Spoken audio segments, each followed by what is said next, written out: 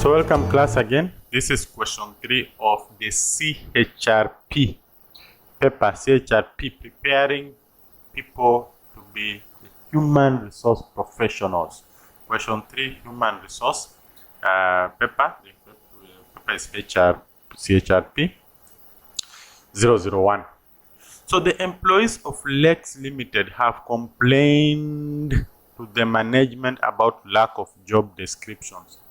Explain to the management 5 importance of job descriptions. Wow, these guys are working without job descriptions. It's quite tricky. The employees of Lex Limited have complained to the management about lack of job description. Explain to the management 5 importance of job descriptions. Now, job description, it's very important, in fact, to the management. So much important to the management than even to the employees. I'm not saying that it's not important to the employees. It's very important to the management. And I think the question is asking that we explain to the management 5 importance of job description. So let's start first of all with the importance to the management itself. That job description, job description, we are describing the tasks that will be done in the job. We are describing the work environment. We are describing everything about the job. We are trying to analyze the job. Now, it's from analyzing and developing a very clear understanding of the job that you can know the right person or the right specifications of the person you are looking for who can best handle that particular job. So job description will lead to job specification. And that means that when you have the right job description, it's very easy to get the right person for the job. It's very easy because job description dictates the kind of person who should do that job well. The job specification is about the skills, it's about the experience levels, it's about the qualities of the person who is supposed to do the job, such like stuff. But you must have understood the job itself first, what the job entails, before you can start think of the best person to do the job. So if you don't have a job description, chances are very high you are going to get the job specification wrongly. If you get a wrong job specification, then you'll end up recruiting. In fact, your recruiting will be wrong. You will get it wrong. You will get it wrong. Why will you get it wrong? Because you have not even analyzed what the job entails. You don't have the specifications of the person you want. So you are likely to reach out the wrong audience, get the wrong people, because you don't even have a very good understanding of what they should do. So it's very important that you understand the job description for you to get the job specification right, for you to know where to get those people, the recruitment, to source for the right people, and then select. Because selection also depends with we have already, the specification will determine the kind of tests that you are going to use to get the right people. I mean, the job specification says that we need people of this magnitude of experience or this kind of skills. So you are going to come up with the tests that will be specific to the kind of skill you want. We don't just come up with any tests. So if you don't have a job description, you definitely don't have job specification. You are going to recruit the wrong people. You are also not going to be advised on the selection tools, the right selection tools. You have what we call the right selection tools. So you are likely to select wrong people. If you select wrong people, they will come to the organization and you will not be able to retain them. Why? Chances are very high they will not be able to match or to do what you want, which you even don't know in the first place. You are not very clear what you want. So retention becomes a whole issue. So you are likely to waste a lot of resources, in recruiting, and you are recruiting people who will not stay in the organization. They will not stay in the organization because even their roles are not clear. These are the people you will start sending, go and bring my people, my children from school, because they don't have a very clear job responsibility. That is a very important issue, that there will be no job responsibility, accountability. How do we form objectives for people who have no job descriptions? Because objectives will come from job descriptions. Job description will dictate the kind of objectives. Accountability will stem from the responsibilities, and responsibilities stem from the job description. So just imagine the kind of confusion you are creating when you don't have the job description. So this will lead to low morale of the employees, and when you have low morale of the employees, they will go. When they go, you have wasted a lot of organization resources, which we've mentioned here. Retention plan, no retention plan, and at the end of the day, the organization will have poor reputation. I mean, if you get people today, tomorrow they go, they don't know what they are doing, they are all over. Poor reputation of the organization, then poor performance, then poor, and so many other things. Now, let's come back to the question. I was just trying to put you into context. The employees of Lex Limited have complained to the management about lack of job description. Explain to the management 5 importance of job description. Now, job descriptions helps to attract the right employees, I think I've talked about this. It helps to attract the right employees. Very important. Number 2, it helps in guiding the kind of training that the employees want, because the training comes from the job description. These are the tasks that this person will be doing. So it's very easy to come up with that, or to devise a training that will fit that individual and improve his performance. It also dictates to a greater extent the compensation that this person should get, because the responsibilities will come from description. The accountability will also be so much inclined with the job description, so that will dictate to a large extent the compensation levels of this person, which of course goes a long way into determining the motivation levels of the employees. Then it also assists a great deal in gauging the performance, and I think I've talked about this, gauging the performance, because at the end of the day we have what we call objectives, which are supposed to be measured, and these objectives are related to the tasks, and these tasks can only be gotten from the job description. Tasks are a product of the job description, where we understand what this person is supposed to do.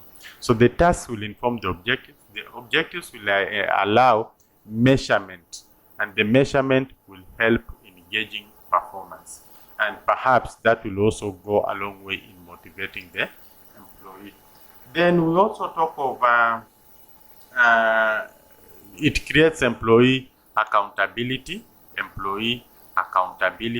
where you can follow up with the employee on why some tasks have not been done, or why they have been done haphazardly, or why, such like stuff, which is very important in terms of improving the performance of the organization. We also talk of reduced risks and liabilities. Why? Because this person will be charged with the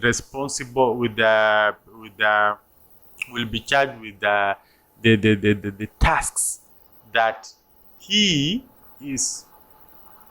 well understands we've said that job description will lead to job specification. So we assign the right person to the right task that he can best handle. And then job description will also help us to understand the working conditions and improve them. So that will help us in really minimizing the risks that come with that particular task, because the work conditions will be very clearly stipulated. It also helps in containing this person, so that we don't have containing the person or retaining the employee, so that we don't have a lot of this high rate of turnover. It checks on the high turnover rate. If the employee joins the organization and he finds out that the tasks, he's doing more than the tasks that you had agreed, or the tasks are less than what you had agreed, or different from what you had agreed, chances are very high that he will leave the organization. And that's a big loss to the organization. Even the clientele, the stakeholder, don't want an organization where people just come and leave, one come and leave. They want an organization where people come and settle, and they get used, they bond, and they push the organization forward. So all these are some of the benefits. And it also creates order. For the employees, it creates a lot of order, because at least the tasks that you're supposed to do. You are not all over the place. Go do this, go do that, go do that, go do that, go do that. No. Have a job description that fits you. You agree this is what I can do, then you go ahead and do it. So it creates some order, which is good in any organization. So these are the benefits. I think I've looked at it from both sides, but the question really wants the importance of job description, and this could be some of the importance of job description. I've not exhausted all of them. It improves responsibility, it improves morale, it improves reputation of the organization long term. It improves, of course, the recruitment and selection process. It improves the training. All those will now come in as benefits. Now, part B of the question: you have been invited by the management of Erevuka College to make a presentation on criteria for developing an organizational structure. Analyze 5 contents of your presentation. Criteria for developing an organizational structure. Analyze 5 contents of your presentation. Number 1, I'll start with the job design. Job design. The relationship. Is it job design that I'll start with? No. I will start with, first of all, identifying the tasks. Identifying the tasks. Very important. And this organizational structure is in the organizing function of management. Organizing function of management. It's in the organizing function of management. So we'll identify the tasks first, then classify these tasks, classify the tasks according to homogeneity. Homogeneity, that is the relatedness. Are they related? So we'll identify the tasks, then classify the tasks according to homogeneity. Then, after classifying the tasks according to homogeneity, we will do some bit of the job design to see the relationship between the tasks and the vision or the general direction of the organization. That is very important, so that this will lead to this, this will lead to this, this will lead to this, this will lead to this, and this will lead us into getting this, so that we have a very good kind of a framework or a structure on how that job will support the organization to achieve its long-term vision of the organization. Then, once we have, of course, identified the task, classified the task, and then done some job design, then the next thing will be to, identify the position or type positions, come up with the positions, come up with the titles, assign authorities to the various allocated, the various classifications. The positions will lead to, will create the positions, you create the titles, then you assign the authority. Authority will now refer to the power or the tools of work. You basically assign the power and the tools of work to the various positions. Then, once you are done with that, assigning authorities to the various positions, so that will be the third, the next thing I will do, assigning authority to the various positions,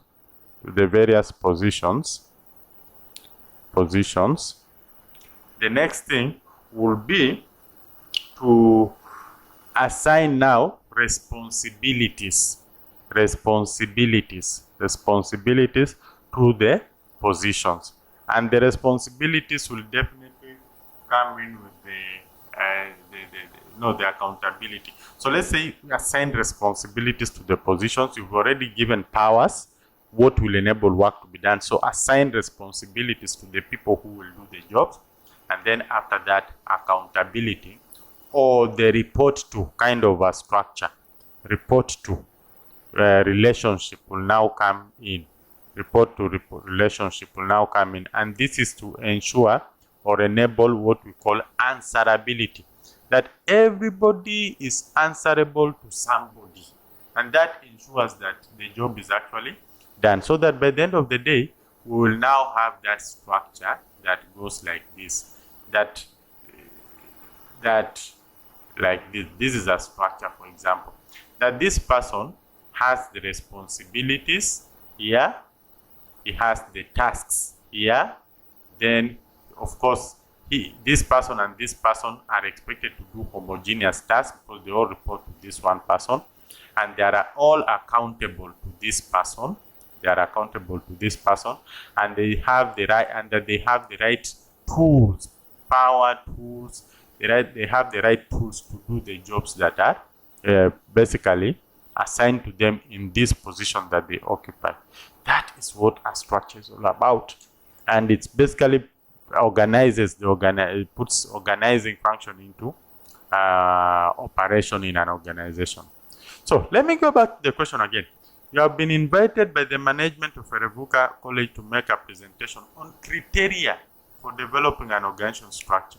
Analyze 5 contents of your presentation: the tasks, the classification of the tasks, the job designs, assigning authority to the various positions, assigning responsibilities to the positions, and accountability. Those are very important. Possibly the other things that I will just want to mention are the span of control. Very important. Do we have a narrow span or a broad span? Narrow span is more of a vertical structure, and a broad span is more of a flat structure. Broad is a flat structure, narrow is a hierarchical or vertical structure. So it's upon you to look at I'll just mention that in passing because it's very important to know the kind of structure that you are coming up with. The issues of command, the chain of command, those ones will now come with the accountability and the report to, because you receive the command from your immediate boss. So these are some of the things that are very important. Mention this and you should be able to get your 10 marks. Thank you. Let's meet in the next question.